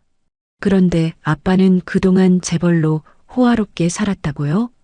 그리고 이제 와서 복지사인 척, 착한 사람인 척 나타난 건가요? 연아의 손이 떨렸습니다. 여자가 연아의 어깨를 가볍게 두드리며 말했습니다. 힘들겠지만 알아둬야 할 것 같아서 언니는 먼저 갈게. 나중에 또 보자. 여자가 돌아서서 어둠 속으로 사라졌습니다. 연아는 한참 동안 그 자리에 서 있었습니다. 손에 든 반찬 봉지가 축 늘어졌습니다. 아빠가 우리를 버렸다고? 연아는 믿고 싶지 않았습니다. 하지만 사진은 분명했습니다. 그 복지사 아저씨와 사진 속 재벌 회장은 같은 사람이었습니다. 연아의 마음속에 분노가 피어올랐습니다. 때마침 진우가 양갱과 선물을 들고 옥탑방을 찾았습니다. 그리고 진우 옆을 해란이 스쳐 지나갔습니다. 진우는 뒤를 돌아봤지만 잘못 봤다고 생각하며 연아를 보고 싶은 마음에 성급히 집으로 달려갔습니다. 그리고 평소처럼 환한 표정으로 문을 두드렸습니다. 오늘도 은수가 좋아하는 양갱을 사왔습니다. 문이 열렸습니다. 연아가 서 있었습니다. 안녕 연아야. 오늘도 왔어. 엄마가 좋아하는 양갱도 사왔어. 진우가 웃으며 말했습니다. 하지만 연아의 표정이 이상했습니다. 평소처럼 인사하지 않았습니다. 눈빛이 싸늘하게 가라앉아 있었습니다. 연아야? 진우가 의아하게 불렀습니다. 연아가 낮은 목소리로 물었습니다. 아저씨, 아니 서진우 회장님? 진우의 얼굴이 굳어졌습니다. 연아가 자신의 정체를 알아버린 것이었습니다. 연아가 떨리는 목소리로 말했습니다. 복지사인 척 왜 그랬어요? 우리한테 왜 그런 거예요? 연아야, 그게 당신이 진짜 제 아빠라고요? 연아가 직접적으로 물었습니다. 진우는 대답하지 못했습니다. 연아의 눈에서 눈물이 흘러내렸습니다. 엄마가 그랬어요. 아빠는 세상에서 제일 멋진 사람이라고, 햇살 같은 영웅이라고. 그래서 저도 아빠를 안 원망했어요. 연아의 목소리가 점점 높아졌습니다. 근데 뭐요? 우리 버리고 재벌 됐다면서요? 엄마 임신한 거 알면서 버렸다면서요? 연아야, 그건 오해야. 내 얘기 좀 들어봐. 진우가 다급하게 말했지만 연아는 들을 상태가 아니었습니다. 오해요? 그럼 왜 복지사인 척했어요? 왜 숨겼어요? 떳떳하면 처음부터 말했어야죠. 연아가 소리쳤습니다. 진우의 손에 들린 양갱 봉지가 눈에 들어왔습니다. 엄마가 좋아하는 양갱. 저 사람은 엄마가 뭘 좋아하는지 알고 있었습니다. 그러면서 19년 동안 찾아오지 않았습니다. 연아가 진우의 손에서 양갱을 빼앗았습니다. 이거요? 이런 거 사온다고 뭐가 달라져요? 연아야, 당신이 뭔데? 연아가 양갱을 바닥에 내동댕이 쳤습니다. 뭔데 우리한테 이래요? 양갱 봉지가 터지며 바닥에 흩어졌습니다. 먼지가 묻고 흙이 묻었습니다. 진우는 아무 말도 하지 못했습니다. 연아의 눈에서 흘러내리는 눈물을 바라볼 뿐이었습니다. 나가세요. 다시는 오지 마세요. 연아가 문을 닫아버렸습니다. 진우는 닫힌 문 앞에 한참 서 있었습니다. 그러다 천천히 몸을 숙여 바닥에 흩어진 양갱을 주었습니다. 흙먼지가 묻은 양갱을 하나하나 주워 담았습니다. 손이 떨리고 있었습니다. 무슨 일이 있었는지 몰랐습니다. 누가 연아에게 무슨 말을 한 건지 알 수 없었습니다. 하지만 분명한 건 연아가 크게 상처받았다는 것이었습니다. 진우의 눈에서 눈물이 흘러내렸습니다. 흙먼지 묻은 양갱을 손에 쥔 채 진우는 한참 동안 그 자리에 서 있었습니다. 그리고 그 시각 멀리 떨어진 고급 승용차 안에서 박혜란이 차갑게 웃고 있었습니다. 시작이야. 이제부터가 진짜지. 혜란이 중얼거렸습니다. 19년 전 혜란은 진우를 갖기 위해 모든 것을 걸었습니다. 그리고 결국 회사를 살려주는 대가로 진우와 결혼했습니다. 하지만 사랑은 얻지 못했습니다. 진우는 한 번도 자신을 바라보지 않았고 다정하게 웃어주지도 않았죠. 침대도 각자 쓰며 잠꼬대로 은수의 이름을 불렀고 헤라는 그때마다 이를 갈며 밤을 지새웠습니다. 그래도 헤라는 진우를 자신의 곁에 두기 위해서 어떤 짓도 할 수 있었습니다. 헤라는 포기하지 않았습니다. 10년 동안 진우 주변을 맴돌며 기회를 노렸습니다. 언젠가 다시 그를 되찾을 수 있을 거라고 믿었습니다. 그런데 은수가 살아 있었습니다. 그리고 딸까지 있었습니다. 헤란의 눈빛이 날카롭게 빛났습니다. 19년 전에 못 끝낸 일이야. 이번엔 확실히 끝내줄게. 폭풍의 서막이 열렸습니다. 연하가 진우를 내쫓은 뒤로 며칠이 지났습니다. 진우는 옥탑방 근처에 오지 못했습니다. 연하에게 들은 말이 계속 머릿속을 맴돌았습니다. 당신이 뭔데 우리한테 이래요. 그 절규가 귓가에서 떠나지 않았습니다. 하지만 그렇다고 그냥 떠날 수는 없었습니다. 연하가 왜 갑자기 변했는지 알아내야 했습니다. 누군가 연하에게 무슨 말을 한 게 분명했습니다. 진우는 최 비서를 통해 연하의 동선을 파악했습니다. 그리고 어느 날 저녁 몰래 옥탑방 건물 근처로 갔습니다. 직접 만나지는 못하더라도 멀리서라도 확인하고 싶었습니다. 건물 뒤편 골목에 서서 옥탑방 창문을 바라보았습니다. 불이 켜져 있었습니다. 연하와 은수가 안에 있다는 뜻이었습니다. 한참을 그렇게 서 있는데 창문 너머로 희미한 소리가 들려왔습니다. 누군가 노래를 흥얼거리고 있었습니다. 가사 없는 허밍이었습니다. 멜로디만 나지막하게 흘러나왔습니다. 진우는 처음에 대수롭지 않게 들었습니다. 그런데 몇 소절이 지나자 발걸음이 멈췄습니다. 이 노래는 진우의 심장이 쿵 내려앉았습니다. 이 멜로디를 알고 있었습니다. 아니, 알고 있는 정도가 아니었습니다. 이 노래를 만든 사람이 바로 자신이었습니다. 19년 전 가난하지만 행복했던 신혼 시절, 진우는 음악을 좋아했습니다. 기타를 치며 노래 만드는 것이 취미였습니다. 어느 날 밤 은수가 잠든 모습을 바라보다가 문득 멜로디가 떠올랐습니다. 은수를 위한 노래를 만들었습니다. 가사도 붙였습니다. 세상에서 단 한 사람, 은수에게만 불러주던 노래였습니다. 그 노래를 은수가 부르고 있었습니다. 기억을 잃었다면서요. 자신의 이름도 남편의 얼굴도 기억 못한다면서요. 그런데 어떻게 이 노래를 기억하는 걸까요? 진우는 자신도 모르게 건물 쪽으로 다가갔습니다. 노랫소리가 조금 더 선명하게 들렸습니다. 은수의 목소리였습니다. 19년 전보다 많이 약해졌지만 분명히 은수의 목소리였습니다. 진우의 눈에서 눈물이 흘러내렸습니다. 그 시각 옥탑방 안에서는 연하가 은수 옆에 앉아 있었습니다. 은수는 창밖을 바라보며 노래를 흥얼거리고 있었습니다. 가사 없이 멜로디만. 이따금 이렇게 노래를 부르곤 했습니다. 연하가 물었습니다. 엄마, 그 노래 뭐야? 맨날 부르잖아. 은수가 고개를 돌려 연하를 바라보았습니다. 멍한 눈빛이었지만 입가에는 희미한 미소가 걸려 있었습니다. 몰라. 그냥 어디서 들은 것 같기도 하고. 은수가 대답했습니다. 근데 왜 맨날 그 노래만 불러? 연하가 다시 물었습니다. 은수가 잠시 생각하더니 말했습니다. 이 노래 들으면 마음이 따뜻해져. 왜 그런지 모르겠는데 가슴이 포근해지는 느낌이야.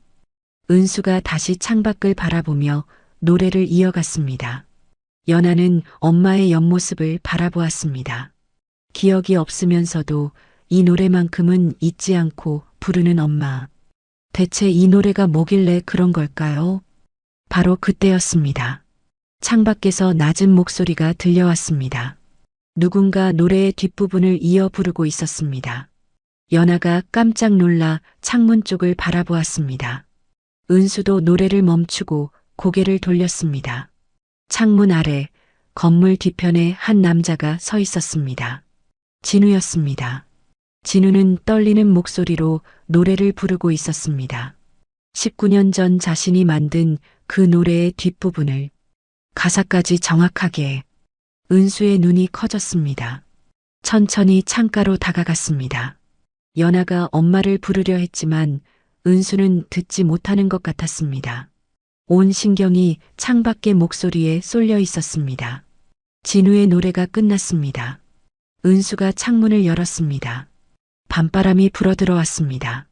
은수와 진우의 눈이 마주쳤습니다. 은수의 눈에 무언가가 스쳤습니다.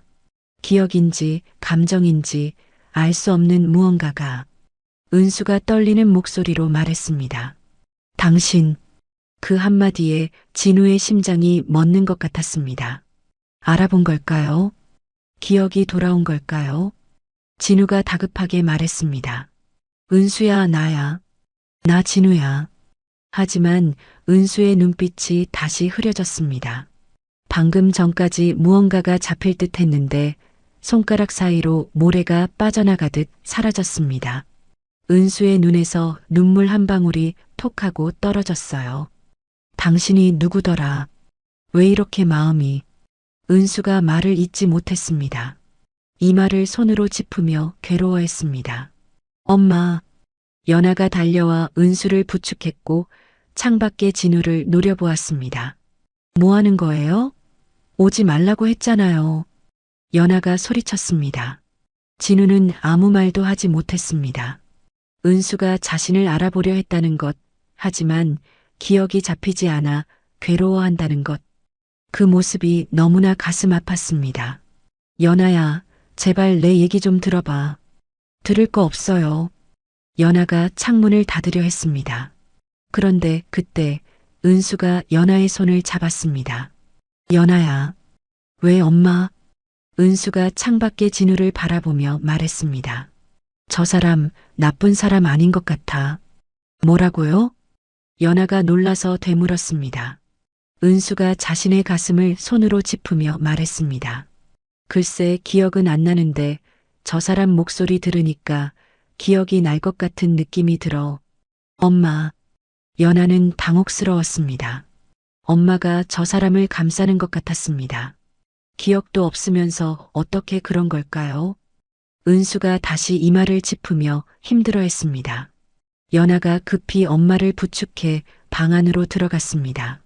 창문이 닫혔습니다. 진우는 닫힌 창문을 한참 동안 바라보았습니다. 은수가 자신을 알아보려 했습니다.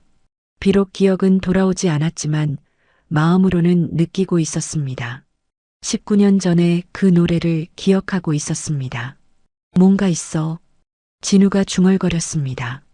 은수가 정말 자신을 버리고 떠났다면 왜 이 노래를 기억하는 걸까요?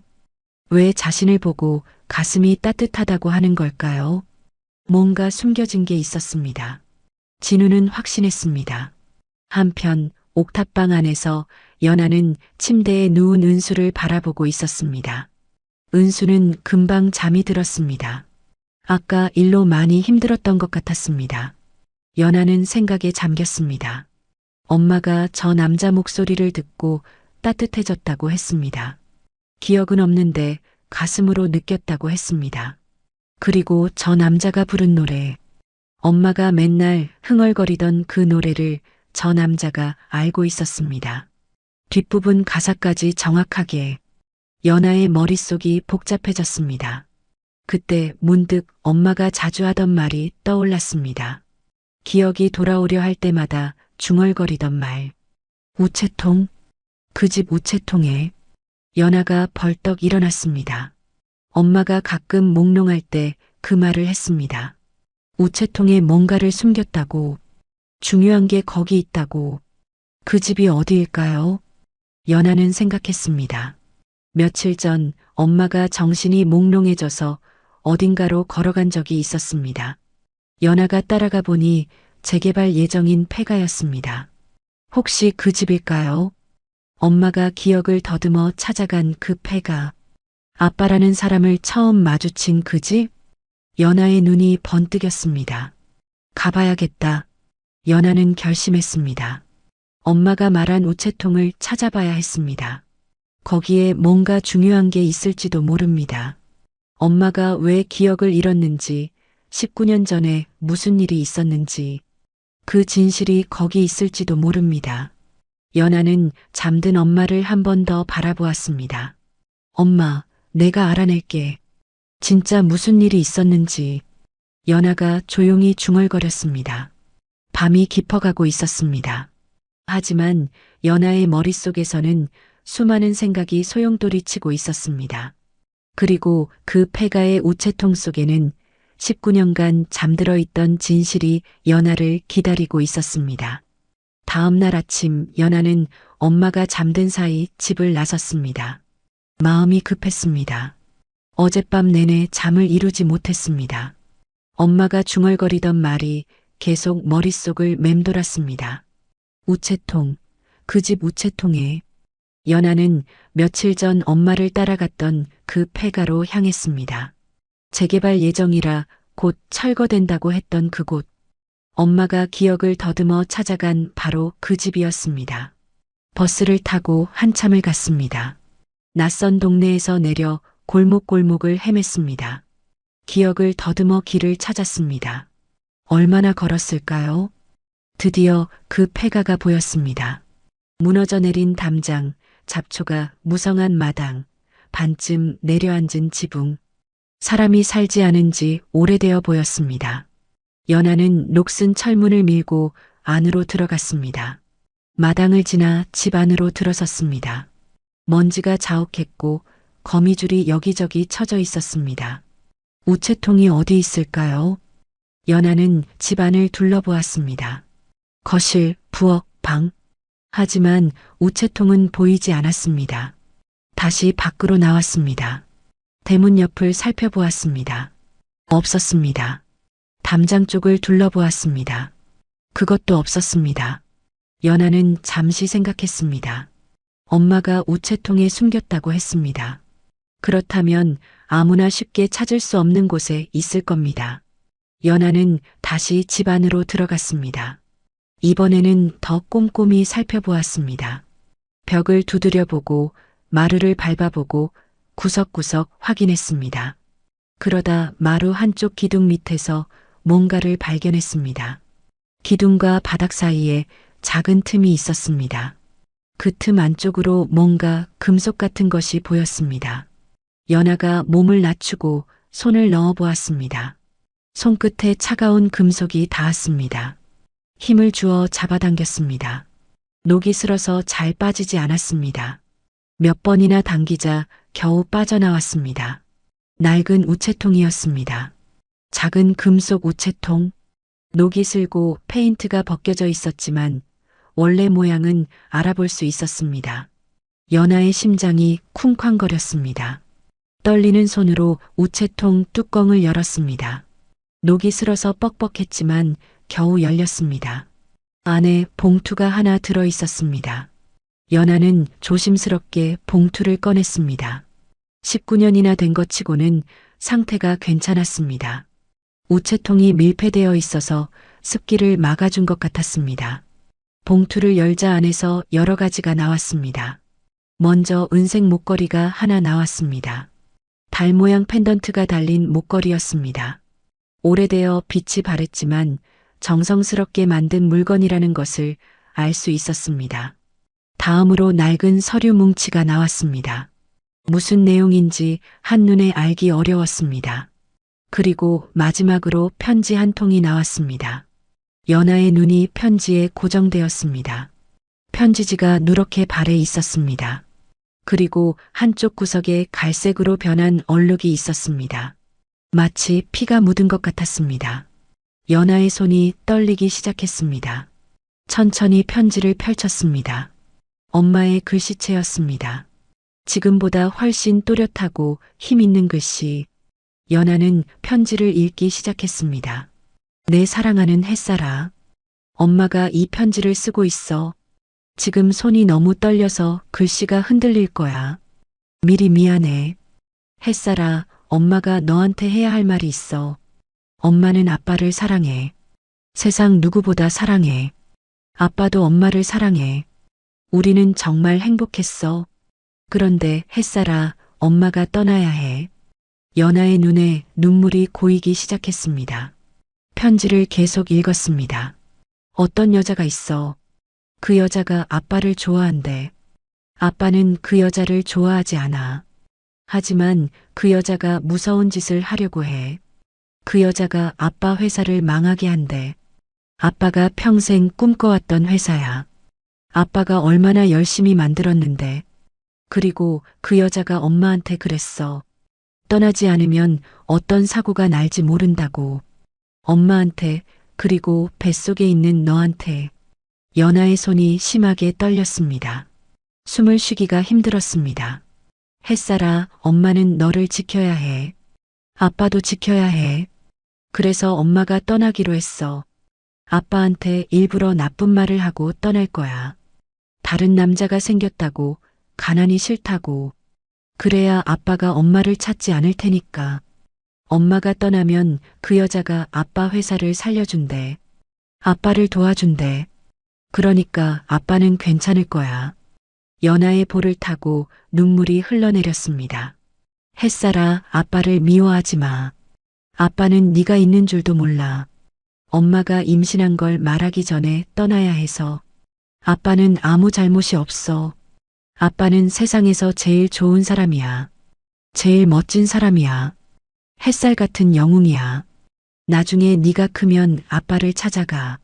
그리고 이 편지를 보여줘. 아빠는 분명 너를 사랑해 줄 거야. 엄마는 너를 사랑해. 아빠를 사랑해. 영원히. 연아의 손에서 편지가 떨어졌습니다. 눈앞이 흐려졌습니다. 눈물이 멈추지 않았습니다. 엄마가 버린 게 아니었습니다. 엄마가 가난이 싫어서 떠난 게 아니었습니다. 아빠와 자신을 지키려고, 사랑하는 사람들을 지키려고 스스로 나쁜 사람이 되어 떠난 거였습니다. 연아는 바닥에 주저앉았습니다. 엄마. 연아가 떨리는 목소리로 불렀습니다. 엄마가 그래서 그런 거였어. 연아는 편지를 가슴에 끌어안고 오열했습니다. 19년 동안 엄마가 간직했던 비밀, 기억을 잃으면서도 숨겨두었던 진실, 그게 이제야 밝혀진 겁니다. 한참을 울던 연아가 떨어진 서류를 집어들었습니다. 서류를 살펴보았습니다. 회계 자료 같은 것들이었습니다. 숫자가 빼곡했고 도장이 찍혀 있었습니다. 연아는 내용을 정확히 이해할 수는 없었습니다. 하지만 중간중간 메모가 적혀 있었습니다. 박혜란이 조작한 거래 내역, 고의로 부도를 유발한 증거, 서진우 회사를 무너뜨리려는 계획. 연아의 눈이 커졌습니다. 박혜란. 그 이름을 기억했습니다. 며칠 전 자신에게 접근했던 그 여자. 친절한 척 다가와서 아빠가 자신들을 버렸다고 말했던 그 여자. 그 여자가 19년 전에 이런 짓을 한 거였습니다. 연아의 손이 부들부들 떨렸습니다. 분노가 치밀어 올랐습니다. 그 여자가 엄마를 쫓아냈습니다. 아빠와 엄마를 갈라놓았습니다. 그리고 19년 후에 다시 나타나서 자신에게 거짓말을 한 겁니다. 연아는 서류를 꽉 움켜쥐었습니다. 연아의 머릿속에 지난 일들이 스쳐 지나갔습니다. 아빠라고 불리던 그 사람, 복지사인 척 다가왔던 그 사람, 연아가 당신이 뭔데 우리한테 이래요 하고 소리쳤을 때 아무 말도 못하고 흙먼지 묻은 양갱을 줍던 그 사람, 그 사람도 피해자였습니다. 엄마처럼. 연아는 엄마의 편지를 다시 읽었습니다. 아빠는 아무 잘못이 없어. 아빠는 세상에서 제일 좋은 사람이야. 아빠를 미워하지 마. 연아의 마음이 찢어지는 것 같았습니다. 자신이 아빠에게 얼마나 끔찍한 말을 했습니까? 당신이 뭔데 다시는 오지 말라고. 아빠는 아무 잘못이 없었는데. 엄마를 찾아 헤맸을 텐데. 19년 동안 얼마나 힘들었을까요? 연아는 다시 울음을 터뜨렸습니다. 엄마, 아빠, 미안해요. 연아가 흐느꼈습니다. 19년간 잠들어 있던 진실이 마침내 세상에 드러났습니다. 엄마의 희생, 아빠의 억울함, 그리고 그 모든 것을 조작한 악녀의 정체. 연아는 편지와 서류, 목걸이를 봉투에 다시 넣었습니다. 그리고 자리에서 일어났습니다. 가야 할 곳이 있었습니다. 만나야 할 사람이 있었습니다. 연아는 폐가를 빠져나왔습니다. 발걸음이 빨라졌습니다. 아빠한테 가야 해. 이걸 보여줘야 해. 연아는 봉투를 가슴에 꼭 안고 달리기 시작했습니다. 19년간 숨겨진 진실이 드디어 빛을 보려 하고 있었습니다. 연아가 폐가를 빠져나와 골목을 달리고 있었습니다. 숨이 턱까지 차올랐지만 멈출 수 없었습니다. 가슴에 꼭 안은 봉투 안에는 19년간 숨겨진 진실이 들어 있었거든요. 이걸 아빠에게 보여줘야 했습니다. 엄마가 버린 게 아니라는 걸, 모든 게 그 여자의 짓이었다는 걸 알려야 했습니다. 연아가 큰 길로 나왔을 때였습니다. 어디선가 자동차 엔진 소리가 들려왔습니다. 처음에는 대수롭지 않게 생각했습니다. 그런데 그 소리가 점점 가까워지더니 바로 뒤까지 따라붙었습니다. 연아가 뒤를 돌아보았습니다. 검은색 승용차 한 대가 천천히 자신을 따라오고 있었습니다. 등줄기에 소름이 돋았습니다. 본능적으로 뭔가 잘못됐다는 걸 느꼈습니다. 연아가 걸음을 빨리 했습니다. 차도 속도를 높였습니다. 뛰기 시작했습니다. 차는 더 빨라졌습니다. 이건 우연이 아니었습니다. 누군가 자신을 쫓고 있었습니다. 연아는 공포에 질린 채 좁은 골목으로 뛰어들었습니다. 차가 들어올 수 없는 곳이었습니다. 하지만 차가 골목 입구에 멈추더니 문이 열렸고 한 여자가 내렸습니다. 박혜란이었습니다. 어머, 어디 급하게 가는 길이야? 혜란이 웃으며 말했습니다. 며칠 전 친절하게 다가왔던 그 언니의 모습은 온데간데 없었습니다. 눈빛이 차갑게 빛나고 있었습니다. 연아는 뒤로 물러섰습니다. 왜 따라오는 거예요? 그 봉투 어디서 가져온 거야? 혜란의 시선이 연아가 안고 있는 봉투에 꽂혔습니다. 연아는 봉투를 더 꽉 끌어안았습니다. 절대 빼앗길 수 없었습니다. 엄마가 목숨을 걸고 남긴 증거였습니다. 상관없어요. 비켜요. 연아가 지나가려 했습니다. 하지만 혜란이 연아의 팔을 잡아챘습니다. 혜란의 소나기에 힘이 들어가 연아의 팔이 아파오기 시작했어요. 그거 언니한테 얌전히 줘. 그럼 안 다칠 거야. 혜란의 목소리가 낮게 깔렸습니다. 협박이었습니다. 연아가 있는 힘을 다해 팔을 뿌리쳤습니다. 싫어요. 연아가 소리치며 뛰기 시작했습니다. 골목을 빠져나와 다시 큰 길로 달렸습니다. 뒤에서 차 문이 닫히는 소리가 들렸고 엔진 소리가 다시 울렸습니다. 혜란이 차를 몰고 뒤쫓아오고 있었습니다. 연아는 숨이 끊어질 것 같았지만 멈출 수 없었습니다. 차가 점점 가까워졌습니다. 엔진 소리가 귀청을 때렸습니다. 그때 발이 무언가에 걸렸습니다. 연아가 앞으로 고꾸라졌습니다. 무릎이 땅에 부딪히며 날카로운 통증이 밀려왔고 봉투가 손에서 떨어져 바닥에 흩어졌습니다. 연아가 급히 일어나려 했지만 차가 바로 코앞까지 다가와 있었습니다. 헤드라이트 불빛이 눈을 찔렀습니다. 끝이구나. 연아가 눈을 감았습니다. 바로 그 순간이었습니다. 연아야. 어디선가 남자의 외침이 들렸습니다. 누군가 달려와 연아를 끌어안고 옆으로 굴렀습니다. 차가 아슬아슬하게 스쳐 지나갔습니다. 날카로운 브레이크 소리가 울렸습니다. 연아가 눈을 떴습니다. 자신을 감싸고 있는 누군가의 품 안이었습니다. 고개를 들어 그 사람의 얼굴을 보았습니다. 진우였습니다. 연아야, 우리 연아 괜찮니? 다친 데 없어? 진우가 다급하게 물었습니다. 얼굴이 새하얗게 질려 있었습니다. 연아는 멍하니 진우를 바라보았습니다. 입술이 떨렸습니다. 아저씨가 왜 여기에? 연아는 자신도 모르게 안도의 눈물이 흘렀습니다. 연아가 중얼거렸습니다.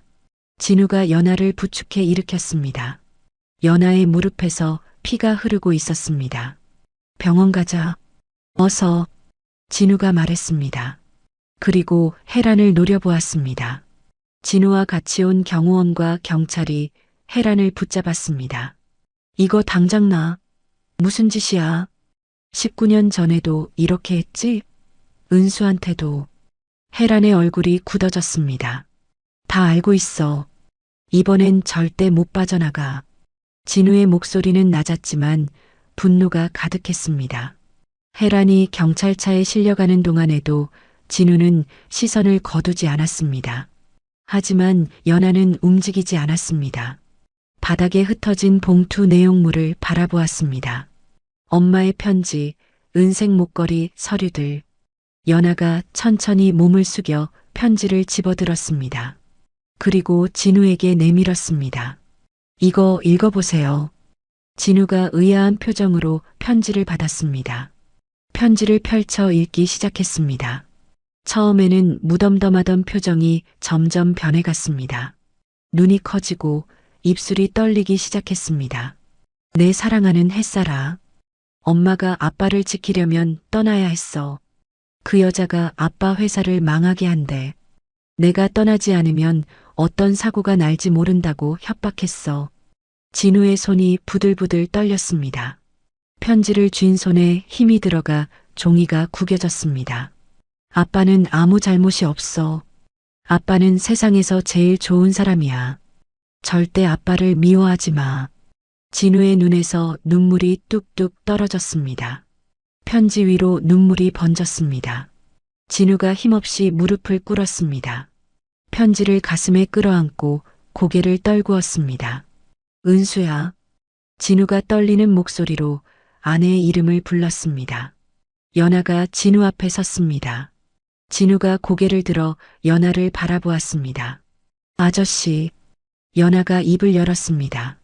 목소리가 떨리고 있었습니다. 아니, 정말 제 아빠예요? 진우는 대답하지 못했습니다. 입술을 달싹거렸지만 말이 나오지 않았습니다. 연아의 눈에서 눈물이 흘러내렸습니다. 근데 왜 거짓말했어요? 왜 처음부터 말 안 했어요? 진우가 고개를 숙였습니다. 왜 19년 동안 안 찾았어요? 연아의 목소리가 높아졌습니다. 억눌렀던 감정이 터져나왔습니다. 엄마는 아빠를 기억도 못하면서 항상 이야기했어요. 매일 이야기했어요. 아빠 없는 제가 기죽을까봐 아빠는 세상에서 제일 멋진 사람이라고 햇살 같은 영웅이라고 했어요. 그래서 저도 매일 아빠를 기다렸어요. 언젠가 저를 찾겠지 생각하면서 흐흑. 연아가 흐느꼈습니다. 근데 아빠는 왜 우리를 몰랐어요? 연아의 절규가 하늘로 퍼져나갔습니다. 진우가 무릎을 꿇은 채 연아를 바라보았습니다. 눈물이 멈추지 않았습니다. 몰랐어. 진우가 겨우 입을 열었습니다. 엄마가 날 버린 줄 알았어. 다른 남자가 생겼다고, 가난이 싫다고 떠난 줄 알았어. 진우의 목소리가 갈라졌습니다. 임신한 것도 몰랐어. 네가 있는 줄도 몰랐어. 진우가 고개를 떨구었습니다. 19년을 원망하며 살았어. 엄마를 원망하고 나 자신을 원망하며 살았어. 진우의 어깨가 들썩였습니다. 그게 다 거짓말이었어. 다 그 여자가 꾸민 일이었어. 난 아무것도 몰랐어. 진우가 오열했습니다. 재벌 회장의 모습은 어디에도 없었습니다. 19년간 속아온 한 남자가 딸 앞에서 무너져 내리고 있었습니다. 연아는 우는 아버지를 바라보았습니다. 분노가 슬픔으로, 슬픔이 안쓰러움으로 바뀌어 갔습니다. 아빠도 피해자였습니다. 엄마처럼, 그리고 자신처럼. 모든 건 그 여자 박혜란이 꾸민 일이었습니다. 그날 이후 진우는 모든 증거를 들고 박혜란을 고발했습니다. 19년 전의 부도 조작, 은수에 대한 협박, 그리고 오늘 연아를 차로 치려한 살인 미수까지. 증거는 명확했습니다. 은수가 목숨을 걸고 남긴 서류들과 편지가 결정적이었습니다. 진우그룹의 법무팀이 움직였고 경찰이 혜란을 체포했습니다. 법정에 선 혜란은 끝까지 발뺌했습니다. 19년 전 부도 조작, 은수 협박, 그리고 살인 미수까지. 죄목이 하나씩 읽힐 때마다 혜란의 얼굴이 창백하게 질려갔습니다. 판사가 중형을 선고하는 순간 혜란이 비명을 질렀습니다. 안 돼. 나는 진우 씨를 사랑했을 뿐이야. 나는 잘못한 게 하나도 없어. 하지만 아무도 귀 기울이지 않았습니다. 수갑이 채워졌고 혜란은 법정 밖으로 끌려나갔고 19년간 숨겨왔던 악행이 드디어 심판받는 순간이었습니다. 며칠 후 연아가 진우를 찾아왔습니다. 진우의 집 거실에서 두 사람이 마주 앉았습니다. 어색한 침묵이 흘렀습니다. 연아가 먼저 입을 열었습니다. 아빠. 진우가 고개를 들었습니다. 아빠라는 호칭에 가슴이 떨렸습니다. 연아가 조용히 말했습니다. 정말 보고 싶었어요. 진우의 눈시울이 붉어졌습니다. 아빠를 처음 만난 날부터 왠지 모르게 엄마가 편안해졌어요. 맨날 불안해하시던 엄마가 그날부터 웃으셨어요. 연아의 눈에서 눈물이 흘렀습니다. 저도 행복했어요. 이유는 몰랐는데 그냥 마음이 따뜻했어요. 아빠였으니까 그랬나 봐요. 진우가 자리에서 일어나 연아에게 다가갔습니다. 그리고 조심스럽게 연아를 끌어안았습니다. 연아야, 아빠가 미안해. 정말 미안해. 진우가 떨리는 목소리로 말했습니다. 연아가 아빠의 품에 얼굴을 묻고 울었습니다. 19년 만의 포옹이었습니다. 길고 긴 이별 끝에 드디어 아버지와 딸이 만났습니다. 창밖으로 햇살이 쏟아져 들어왔습니다. 마치 두 사람을 축복하듯이. 하지만 아직 끝이 아니었습니다. 19년간 기억을 잃고 살아온 은수가 있었습니다. 그녀에게도 이 진실을 알려야 했습니다. 박혜란이 법의 심판을 받은 후 시간은 천천히 흘러갔습니다. 진우는 가장 먼저 은수를 최고의 병원에 입원시켰습니다. 19년간 제대로 치료받지 못했던 천식과 기억상실을 전문의들이 맡았습니다. 치료비가 얼마가 들든 상관없었습니다. 아내를 다시 찾았으니까요. 은수는 처음에 병원 생활에 어리둥절해했습니다. 넓고 깨끗한 병실, 친절한 간호사들, 매일 찾아오는 의사 선생님들. 옥탑방에서 살던 것과는 너무나 다른 세상이었거든요. 하지만 연아가 매일 병원에 와서 곁을 지켜주었고 진우도 바쁜 일정을 쪼개 하루도 빠지지 않고 얼굴을 비추었습니다. 치료가 시작되고 몇 달이 지났을 때였습니다. 어느 날 은수가 창밖을 바라보다가 문득 고개를 돌렸습니다. 병실에 앉아있는 진우를 빤히 쳐다보았습니다. 진우가 의아해서 물었습니다. 왜 그래? 어디 불편해? 은수가 천천히 입을 열었습니다. 당신 진우 씨 맞지? 진우의 심장이 멎는 것 같았습니다. 나랑 여기서 살았었지. 그 낡은 집, 마당에 꽃 심었었는데. 은수의 눈에 눈물이 고였습니다. 기억나? 조금씩 기억나? 진우가 은수의 손을 꼭 잡았습니다. 손이 떨리고 있었습니다. 그래, 은수야. 나야. 당신 남편 진우야. 은수의 뺨을 타고 눈물이 흘러내렸습니다. 19년 만에 기억이 돌아오기 시작한 것이었습니다. 물론 완전히 회복된 것은 아니었습니다. 기억은 조각조각 흩어진 퍼즐처럼 천천히 맞춰져 갔습니다. 어떤 날은 진우를 또렷이 알아보았고 어떤 날은 다시 멍해지기도 했습니다. 하지만 의사 선생님은 희망적이라고 했습니다. 꾸준히 치료하면 더 많은 기억이 돌아올 거라고요. 진우는 기다릴 수 있었습니다. 19년을 기다렸으니까 더 기다리는 것쯤은 아무것도 아니었습니다. 한편 연아도 열심히 앞으로 나아가고 있었습니다. 엄마가 병원에서 치료받는 동안 연아는 밤낮 없이 공부했습니다. 진우가 사준 새 문제집을 달달 외우다시피 했고 모르는 문제는 인터넷 강의를 찾아보며 혼자 해결했습니다. 그리고 그해 가을 연아는 검정고시에 합격했습니다. 합격 소식을 들은 날 연아는 병원으로 달려가 엄마에게 알렸습니다. 엄마, 나 붙었어. 검정고시 합격했어. 은수가 연아의 손을 잡고 환하게 웃었습니다. 우리 연아 잘했네. 정말 잘했어. 연아의 눈에서 눈물이 흘렀습니다. 엄마가 이렇게 웃는 모습을 본 게 얼마만인지 몰랐습니다. 진우도 연아를 꼭 끌어안으며 말했습니다. 장하다, 연아야. 정말 장하다. 하지만 연아의 꿈은 거기서 끝이 아니었습니다. 연아는 대학에 가고 싶었습니다. 그것도 의과대학이에요. 어렸을 때 자신을 살려준 의사 선생님들처럼 아픈 사람들을 치료하는 의사가 되고 싶었습니다. 특히 백혈병 환자들을 돕고 싶었습니다. 자신처럼 어린 나이에 병에 걸려 고통받는 아이들, 병원비가 없어서 제대로 치료받지 못하는 가족들, 그런 사람들을 위해 일하고 싶었습니다. 연아는 열심히 수능을 준비했습니다. 그리고 다음해 봄 장학금을 받고 의과대학에 입학했습니다. 입학식 날 진우와 은수가 함께 학교에 갔습니다. 우리 연아 대학생이네. 은수가 연아의 손을 잡고 웃었습니다. 연아가 엄마를 끌어안았습니다. 엄마 덕분이야. 엄마가 날 살려줘서 내가 여기 있는 거야. 진우도 두 사람을 바라보며 눈시울을 붉혔습니다. 그리고 진우는 연아의 꿈을 돕기 위해 특별한 일을 시작했습니다. 백혈병 환자를 위한 재단을 세운 것이었습니다. 치료비가 없어 고통받는 가족들을 돕는 재단이었습니다. 재단 이름은 햇살재단이었습니다. 은수가 연아를 부르던 태명에서 따온 이름이었습니다.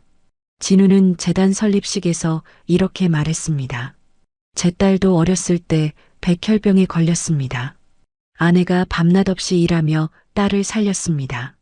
하지만 모든 가족이 그렇게 버틸 수 있는 건 아닙니다. 이 재단이 그런 가족들에게 작은 희망이 되길 바랍니다. 연아는 그 자리에서 아버지를 바라보며 눈물을 흘렸습니다. 이제 자신도 훌륭한 의사가 되어서 아버지의 뜻을 이어가겠다고 다짐했습니다. 시간이 더 흘러 겨울이 지나고 봄이 왔습니다. 진우는 연아를 법적으로 딸로 입적시켰습니다. 서류상으로도 진짜 가족이 된 것이었습니다. 그리고 은수와도 다시 혼인신고를 했습니다. 19년 전에 갈라섰던 두 사람이 다시 법적인 부부가 되었습니다. 서진우, 한은수, 서연아. 드디어 세 사람은 서류상으로도 한 가족이 되었습니다. 그 즈음 진우는 특별한 일을 하나 더 했습니다. 재개발로 철거될 예정이었던 그 폐가 진우가 그 땅을 사들여서 작은 공원으로 만든 것이었습니다. 낡고 허물어진 집은 사라졌지만 그 자리에 푸른 잔디와 예쁜 꽃들이 심어졌습니다. 벤치도 놓이고 작은 분수대도 만들어졌습니다. 공원 입구에는 작은 표지판이 세워졌습니다. 은수의 정원. 진우가 아내를 위해 지은 이름이었습니다. 19년 전 두 사람이 행복했던 그 자리에 새로운 정원이 탄생한 것이었습니다. 따스한 봄날 오후였습니다. 세 사람이 은수의 정원을 찾았습니다. 벤치에 나란히 앉았습니다. 은수가 가운데, 왼쪽에 진우, 오른쪽에 연아. 봄바람이 살랑살랑 불어왔습니다. 꽃잎들이 바람에 흩날렸습니다. 은수가 천천히 고개를 돌려 진우를 바라보았습니다. 그리고 손을 뻗어 진우의 손을 잡았습니다. 진우가 은수의 손을 내려다보았습니다. 19년간 고생하며 거칠어진 손이었습니다. 진우가 조심스럽게 그 손을 어루만졌습니다. 은수야. 진우가 낮은 목소리로 불렀습니다. 19년이나 돌아오게 해서 미안해. 진우의 목소리가 떨렸습니다. 내가 더 빨리 찾았어야 했는데, 진작 진실을 알았어야 했는데, 미안해. 은수가 고개를 저었습니다. 아니야. 당신 잘못 아니야. 은수가 부드럽게 말했습니다. 기억이 완전하지 않아도 남편을 원망하지 않는다는 건 알 수 있었습니다. 진우가 은수의 손을 꼭 쥐었습니다. 이제 평생 당신과 연아를 지킬게. 다시는 안 놓을게. 은수가 희미하게 웃었습니다. 그 웃음이 19년 전 젊고 아름답던 시절의 은수와 겹쳐 보였습니다. 연아가 두 사람을 바라보며 빙그레 웃었습니다. 아빠, 엄마. 연아가 불렀습니다. 연아가 두 사람 사이에서 웃었습니다. 처음으로 가족 사진을 찍었습니다. 봄바람이 정원을 스쳐 지나갔습니다. 꽃들이 흔들리고 나뭇잎이 살랑거렸습니다. 19년간 멈춰있던 시간이 다시 흐르기 시작했습니다. 은수의 정원에 봄이 왔습니다. 그리고 이 가족에게도 마침내 봄이 찾아왔습니다. 오늘 이야기가 마음에 작은 울림을 남겼다면 앞으로도 여러분의 일상에 따뜻한 위로가 될 이야기들로 찾아뵐 수 있도록 구독과 좋아요와 공유 부탁드립니다. 그리고 오늘 사연의 주인공 진우와 은수, 연아에게 따뜻한 응원의 말도 댓글로 부탁드립니다. 여러분이라면 19년간 숨겨진 진실을 알게 되었을 때 어떤 선택을 하셨을까요? 은수의 희생에 대해 어떻게 생각하시나요? 여러분의 의견을 연아의 가족에게 남겨주세요. 당신의 일상의 기적을 응원합니다. 기적 같은 이야기였습니다.